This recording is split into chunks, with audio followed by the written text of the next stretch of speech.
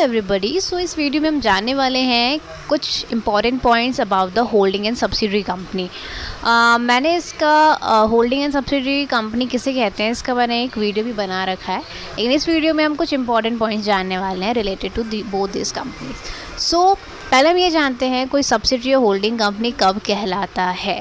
Basically 2 point में इसको समझते हैं। पहला पॉइंट ये है कि मान लो कोई भी कंपनी है, उसने किसी दूसरी कंपनी के 51% शेयर या 50 से ज़्यादा % शेयर ख़रीद लिए हो, तो जिस कंपनी ने ख़रीदा है वो हमारा होल्डिंग कंपनी होता है, जिस कंपनी का ख़रीदा है वो हमारा सब्सिडरी कंपनी होता है बेसिकली। ठीक है।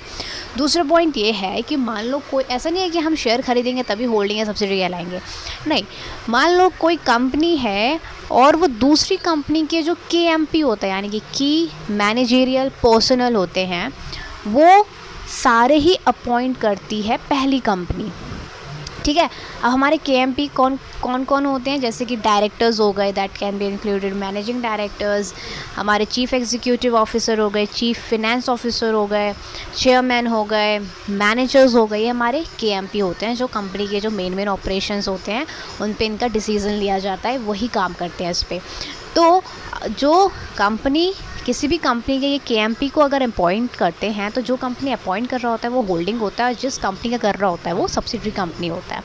ठीक है, ये चीज़ हम समझ गए। अब एक चीज़ और समझते हैं। मान लो कोई भी होल्डिंग कंपनी है, उसके सिर्फ 2 ही लेयर हो सकते हैं as a subsidiary company as per the companies rules 2017। जैसे कि एक्स लिमिटेड है holding company and Y limited है हमारा सब्सिडरी कंपनी। अब वाई ने जो है वो जेड लिमिटेड का शेयर खरीदे का है 50 से ज़्यादा, तो ऑब्वियसली यहाँ पे वाई लिमिटेड होल्डिंग हो जाएगा, जेड लिमिटेड सब्सिडरी हो जाएगा।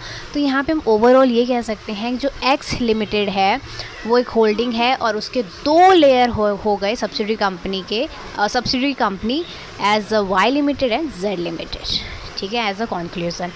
नेक्स्ट, यहाँ पे कुछ केसेस होता है जहाँ पे हम 2 लेयर से ज़्यादा भी बना सकते हैं। जैसे कि हमारा पहला केस ये होता है कि मान लो मैंने पूरे का पूरा कंपनी का 100% शेयर ख़रीद लिया, तो वहाँ पे मैं 2 से ज़्यादा लेयर के भी सब्सिडरी कंपनी बना सकती हूँ।